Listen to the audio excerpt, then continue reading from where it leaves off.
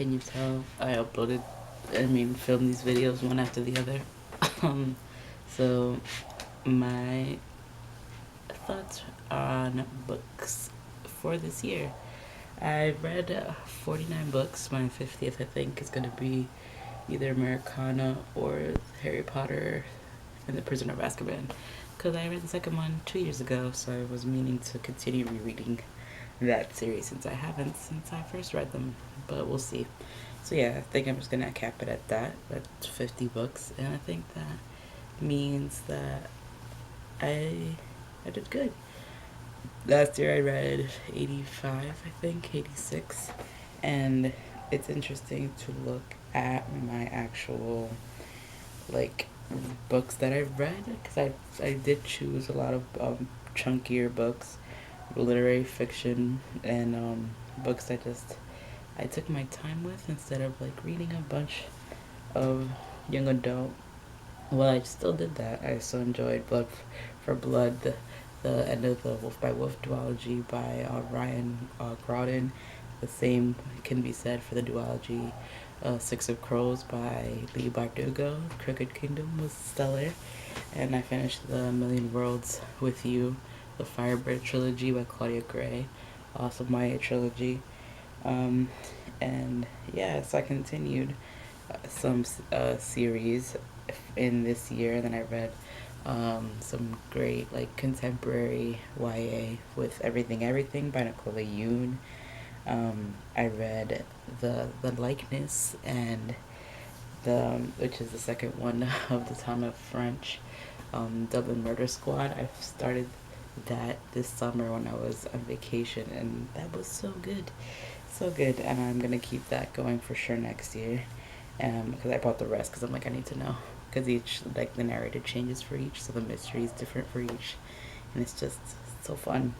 Homegoing was also a breakout, as I think anyone anyone can attest to. Just like a grounding story about the history of generations of this family of African Americans, and, like, you see the progression and how all of it is interwoven, and it's so well done.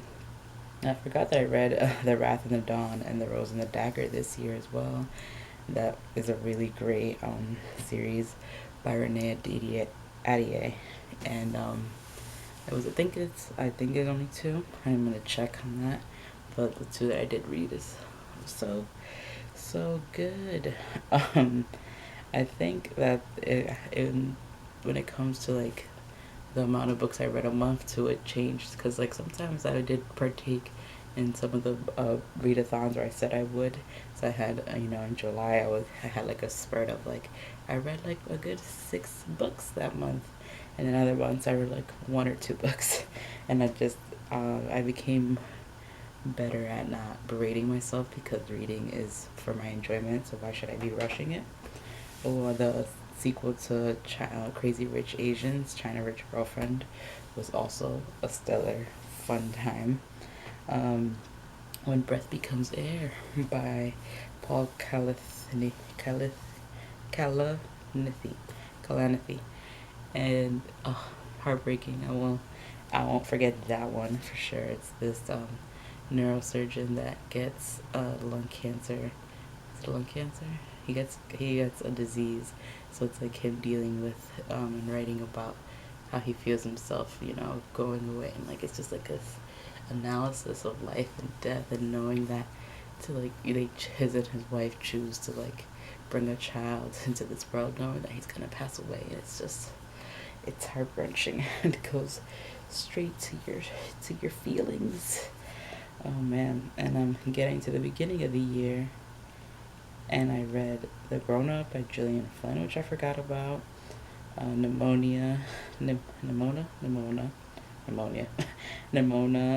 Illuminae and Gemini, the Illuminae files, are 2 that I read this year that were super fun, and such a great, cool way to set up a book made up of audio files and different, like, just, it's like a visual read as much as, because you're, like, figuring it out, the mystery of what's going on, this crazy action-paced thing as you're reading it.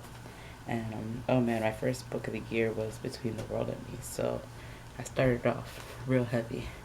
But yeah, I just thought I would go back on my Goodreads on my phone and just look at what I have read, because it had its ups and downs. There was 2 books I didn't read, like I made that video about. I think I'm gonna continue to be realistic about what I want to read, and I have a bunch of books. I'm gonna show you a bunch of books that I bought. It's been a year, 2 years, maybe 3, maybe more, and maybe I'll get to them, maybe I won't, I don't know. So it's kind of like I have to gauge my feelings on that book, because in the time I wanted it, but once you let too much time pass with some books, so it's not meant to be sometimes. But yeah, I think also with the books I read, I did try to be more intentional about picking out more people of color, diverse authors. We need diverse books, hashtag, because it's important to just continuing to support the authors that are speaking out for their own voices community, and like we need to have our own voices and read our own voices and feel that we're being represented in this space when it's so limited, the representation.